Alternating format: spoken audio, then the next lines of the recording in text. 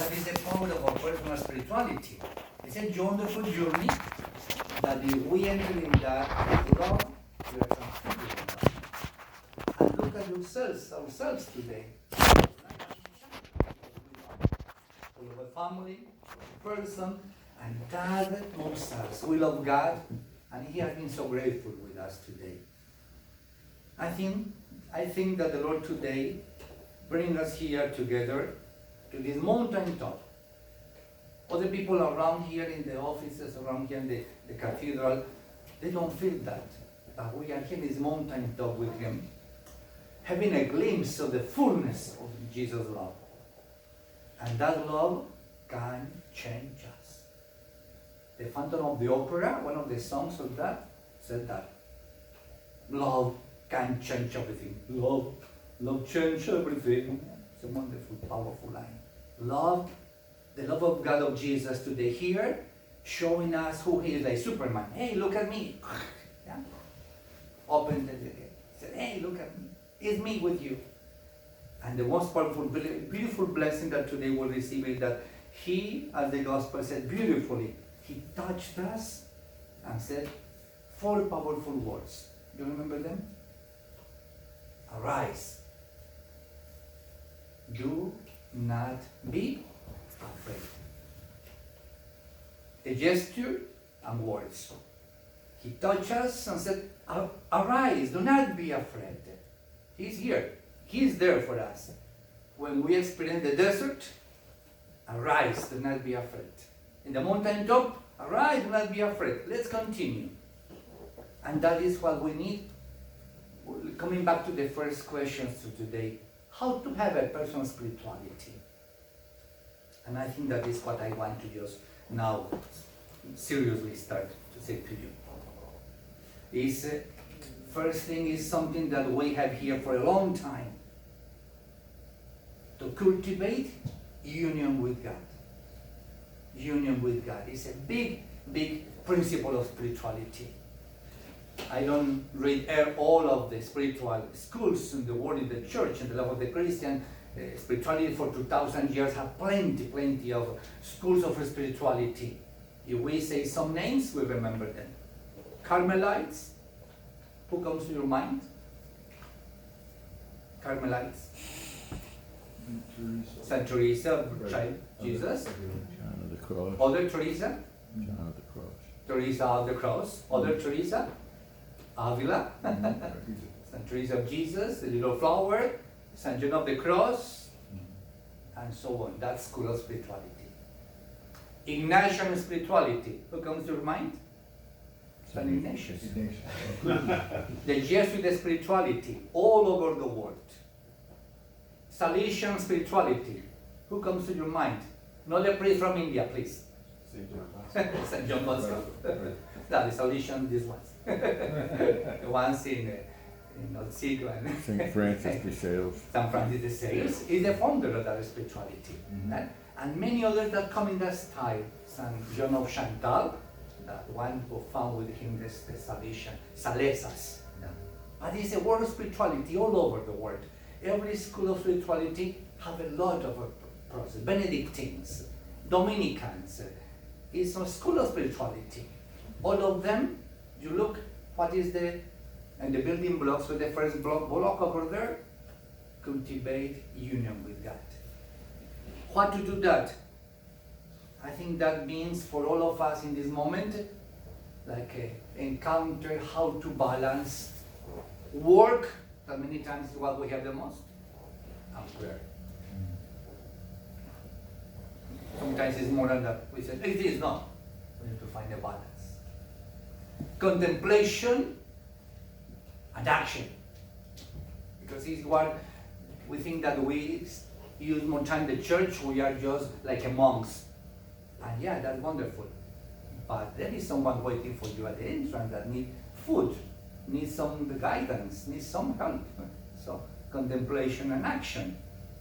Reflection. All these years of study, preparation, academic, is not just for PhDs in diaconate, permanent diaconate. No. It's a formation for you to be people who go and have an apostolate, a ministry. But you need to find a balance. That in that way we cultivate more and more union with God. You want something to connect with that? John 15:5. The vine and the branches. Do you remember the text more or less?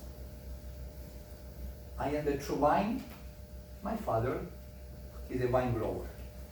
The verse 5 of that beautiful text says that without me, you can do nothing. And we know that is true. Without him, we can have buildings, we have things, but without him, we have nothing. He is the one that gives to our every action a powerful sense of life. And this is what and I think that you as a deacon, in your deaconate, in your deacon life, is what characterizes your work. People see you tired, doing many things here, moving here, taking, calling, visiting, go there. 2 3 parishes, your family, your office, your profession, your grandchildren, your work, your spouse, coronavirus. All of that encounter you what? And you're tired. But in that moment you need the most to connect always with the vine. You're a branch. You're not the vine, you're a branch. And with that, connected with that, you keep the union with God alive. And your spirituality is so solid, so profound. All of that lived is experienced and lived in another, let's say, characteristic of the person's spirituality: fidelity. And fidelity is not just to have a conscience that says, oh, I forget today 3 lines of the psalm and the breviary, oh my God, I mortal sin. That's not the fidelity we are talking about. No. Fidelity is how you cultivate day after day that union with God, even in your errors, in your limitations. Cultivate union with God. Oh, I'm so sorry, I was distracted. Okay. Thank you, dear Lord, and continue your journey. Don't make yourself be an example of infidelity in that way. Just going work, action, and forget to insufflate, to instill in that action what is the best power to make that successful is Jesus' presence, God's presence. That makes you a balanced person, spiritual person that can be for others a teacher, a witness. So at the end, we keep union with God in fidelity because our call is powerful. We are called to be servants. Service moves us, all of us, you and me. We are here not because we are having a big check. We are here because we understand that we come here. I came from Colombia, not because I wanted to be Kalamazoo here with you today. I never dreamed about you in my life. And never you were so cursed or doomed with me here in your life as well. But we are here because we have something in common. We love him. In some places. Oh, there, sorry, big one. I was looking at him and saying, he's here, the other one. But that's the idea. So at the end, we are entering a beautiful thing. I think now the $1 million question: how to transform our lives in lives of fidelity, in union with God, or with being servants? I think 2 things come to my mind here. First is this: experience God's paternity, God's fatherhood.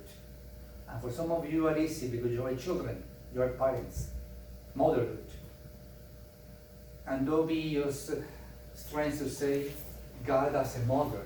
It's a tenderness. Mothers are tender, loving. Experience God's paternity every time in your life and in everything. And God's paternity comes to you in that person that is so grateful that just kiss your hand sometimes, or just bow you and just offer you a special recognition. It's God's paternity. Someone just bring to you an apple and care for you, not because you are a teacher and you used to bring 2 teachers apples. No, it's just because someone cares for you. Someone is so grateful that with your presence that makes their life so different, and they experience that because your life is experiencing God's paternity. God is with me. God loves me. And God keeps taking care of me. And so that is the first experience maybe that we can just start to cultivate day after day, cultivating this fidelity, union with God in the service of our lives. And the second is something that St. Francis de Sales used to say all the time. Make your prayer a heart-to-heart dialogue, not a rational experience. When you read the psalm or something, it's just rational, logical, squared. Because we tend to be Western people like you and me, maybe more than you and me here in the US, everything is crack. You take the hand, what happened? Oh, the beings of the North, wow. And it's a big crisis, national crisis. But many times you need to say, no. My experience with God is asking me to have a heart-to-heart dialogue.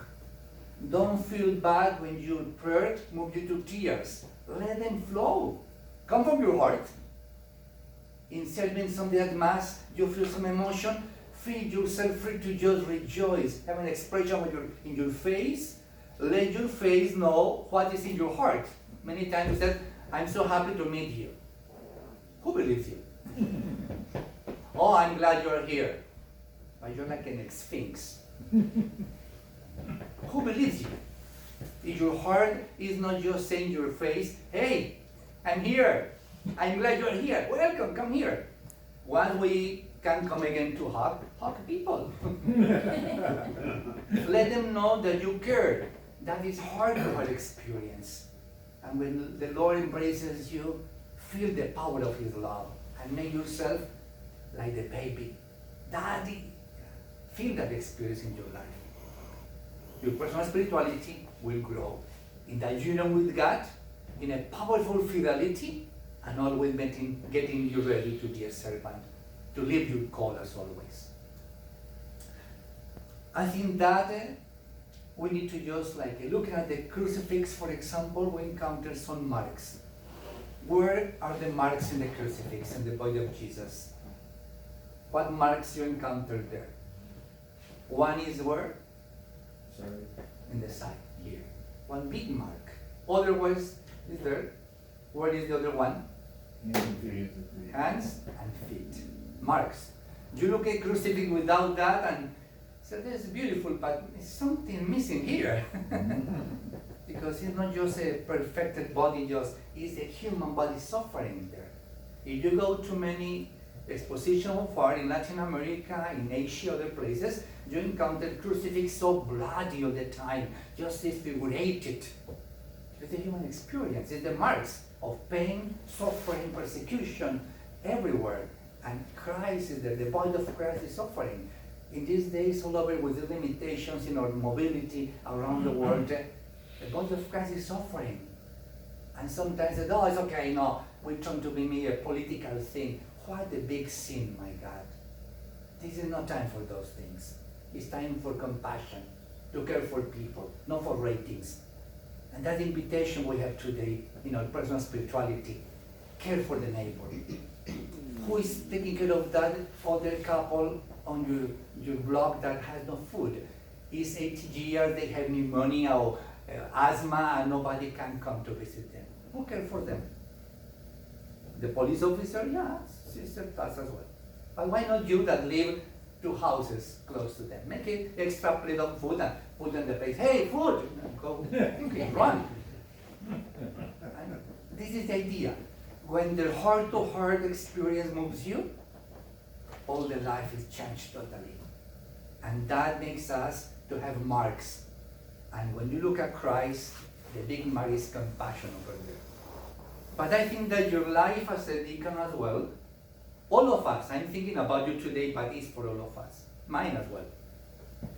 In your body, someplace you have marks, and not just scars, or maybe a big little, what's the name in English of these little things? Or mole or needles. Something like that, yeah. This is benign things, not these scare things. But we have those in our body, because it's our constitution. But the deacon has maybe 4 or 5 marks that come to my mind these days. The first mark, I think, in your personal spirituality is a mark that we can call imitation. Imitate is the mark of imitation. When you imitate, copy something, you are a copy. It's exactly kind of replica of that. And you need to imitate Christ. Is the first mark. Your life of the deacon, your personal spirituality must replicate, clone, look for the word you want, be alter Christus. And in that way, your life starts to be a powerful source of spirituality for others and compassion for others. Your vocation is not, my dear brothers and sisters, to just please Father Fabio or Father here or Father there because he's my pastor. No, he doesn't sign again my permission. No, it's not that. Neither Bishop Bradley. We love him, but it's not to please him. Our vocation is to imitate Jesus and to be always keeping alive this union with God. Imitating Jesus, we are faithful, our fidelity is grateful, and imitating him, we are like him, servants. Now we can serve with joy. So personal spirituality is a concrete mediation. Someone look at you and someone said, oh, that's Jesus. Jesus come to visit. When you give food to someone, visit the sick, go to the jail ministry, or go preparing couple for marriage, whatever, they need to see in you that little taste of Jesus. So Jesus is helping me. Make your name not Jesus, but your name will help them to encounter him. So those seated at the well, this weekend we encounter people seated at the well all over the world. Those needing someone to show them the face of the Father, to say to them, I do not condemn you. I'm not just judging you. Those needing the embrace of the Good Shepherd, they need to see that mark in your life. Otherwise, what are you doing here? The question is that the imitation of Christ is real. It's not just there, just floating in the altar, no? Because it's wonderful. If you have the gift, be ecstatic, float, whatever you want. Do it. It will be wonderful. But the first thing is imitate Jesus is bring him over there. And those words of Bishop Bradley in the last pastoral letter are wonderful. By the way, that's pictures. Congratulations. Yeah. Is there loving God? What follows? The letter of Bishop Bradley, the pastoral letter. Loving God. Loving our neighbor. The last one. Read it. Task. Loving God, loving our neighbor, living the mission of the Eucharist. Live, act, replicate, imitate, bring there. The Eucharist, do not end, go in peace and just, okay, this is mine. Because that flows from there. Everything flows from there. Our personal spirituality flows from there. So that was one of the marks. I think that experience help us as well to have another mark. That clarity of who I am, my identity. My identity is imitation, but I'm not him, but I imitate him. But my identity as a person, I'm me, Fabio, but I want to do this in my life, I answer this, and I try to do it with all my love, but I'm not him, I'm Fabio, but I try to live my life him.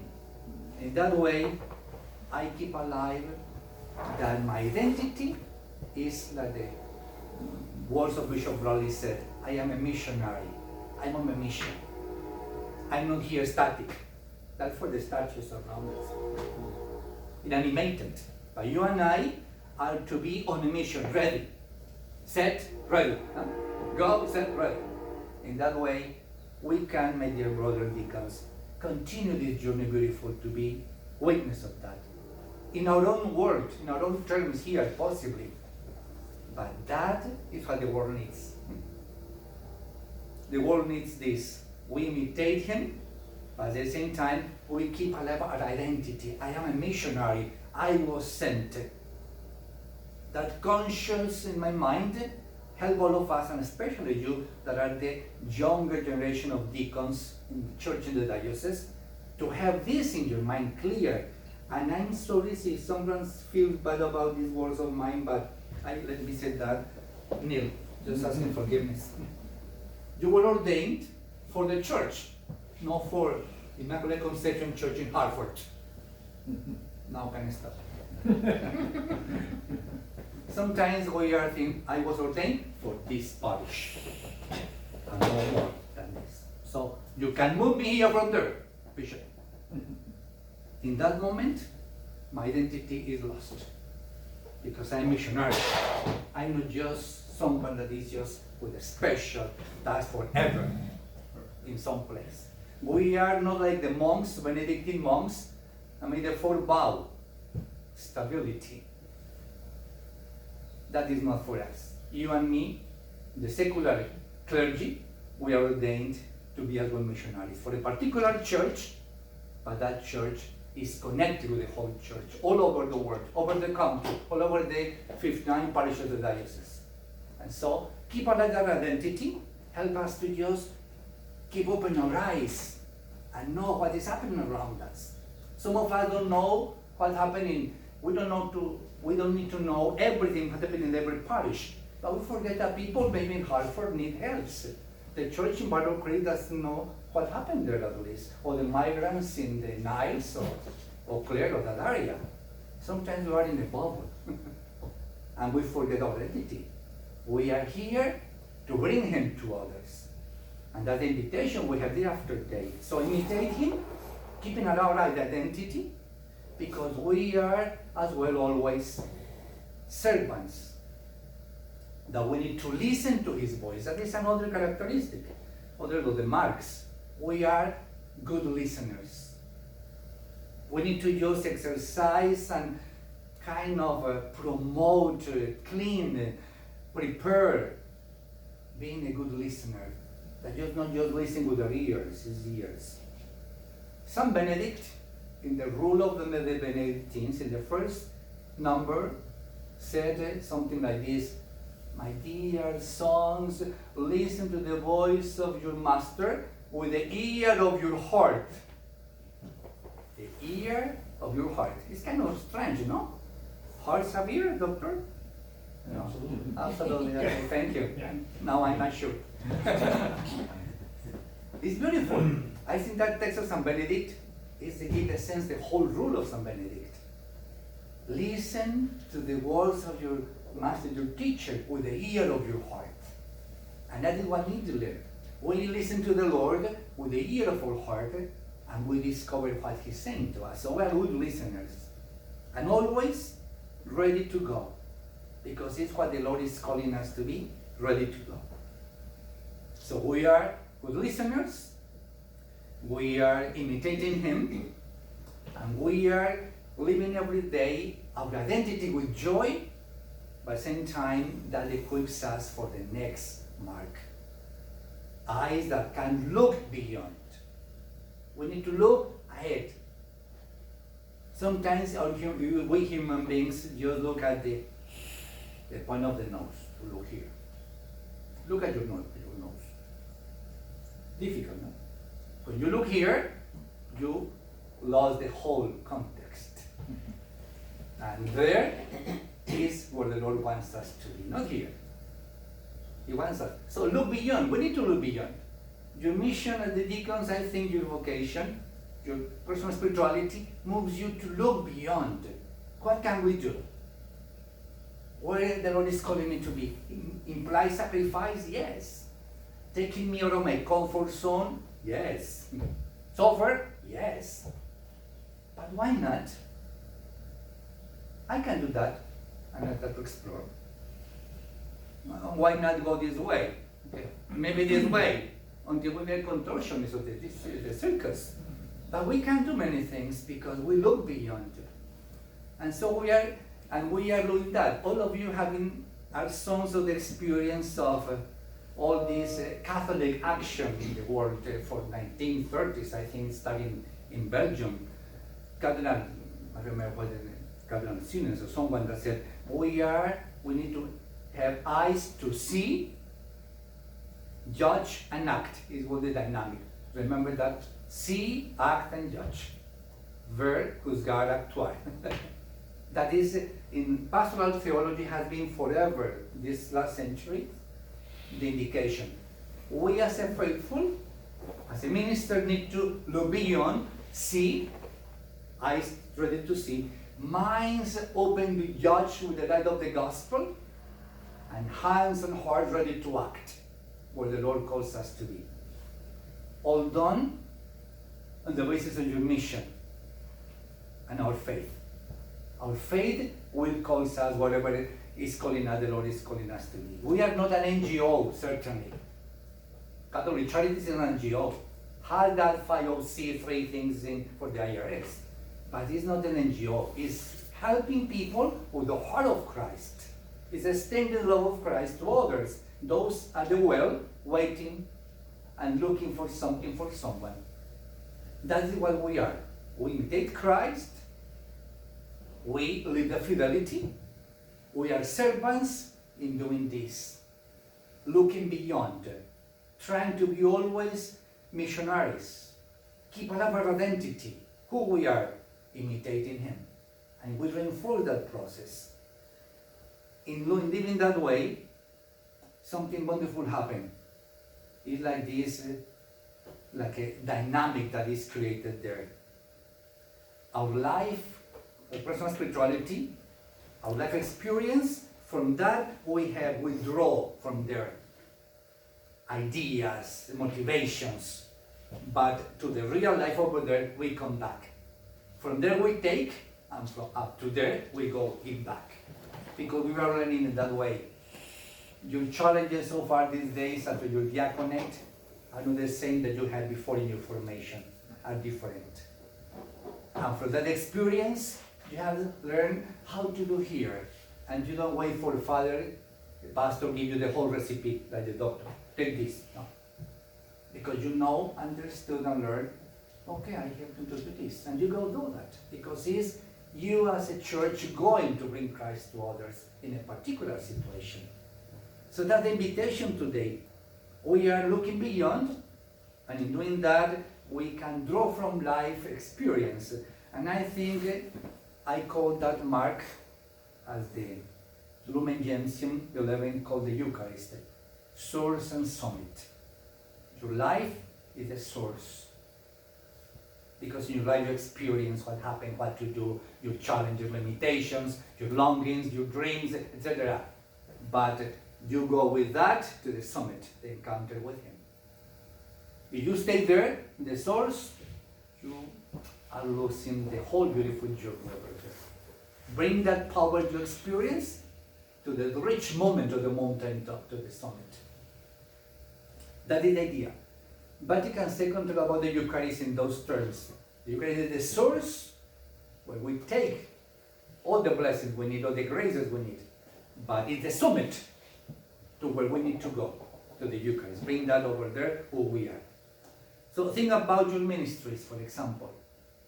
In your ministries, those of you who have parish ministries or jail ministry or Catholic Charities, other ministries, in that context, your prayer life is enriched. You encounter that many people or situations that challenge you, your faith. And there your prayers start to just be solid, stronger, and sometimes it's so, I don't know how to do, Lord, help me. And you encounter how to do. And from there your life is blessed. Your spirituality is enriched with that.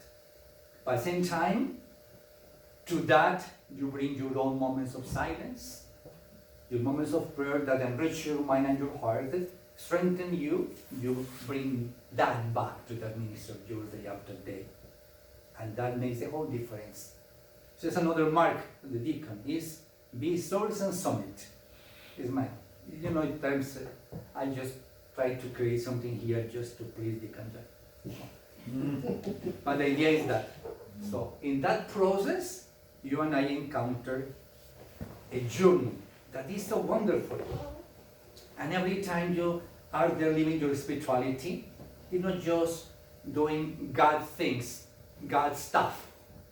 is doing what is your stuff as a human being, as a faithful. Is being with him, living with him. And so that invites you to be what they call filled with creativity, let's call it that way. Have a spiritual creativity. Because it's in that way that your creativity helps you.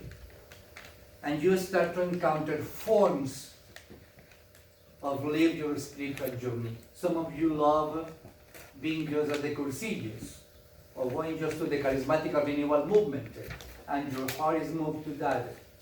Your spiritual creativity moves you to encounter something that is meaningful for you, and you start to just enrich that, what is meaningful for you, you enrich that day after day with the grace that you receive. In that way you are spiritually creative. Spiritually creative is the word. You encounter God in the most difficult situations, and you bring him over to those who are calling you to just give reason to your faith. First letter of Peter 3:15. You get ready to be reason on your faith. Ready. All the time we are called in that invitation we have. So discovering those gifts of those marks of the Spirit, we start to grow in fidelity. We keep alive our identity. We imitate Christ, and we keep the union with God solid, stronger day after day. And that enrich our servant ministry. I think that is where you start to experience, for example, the wonderful gift of your times of praise and thanksgiving, like the Psalm 8 today. Who is the man that you care for him, Lord? Oh, yesterday was, I remember. Lord, who is man you care for him? Who is this creature you made it? And we arise in joy.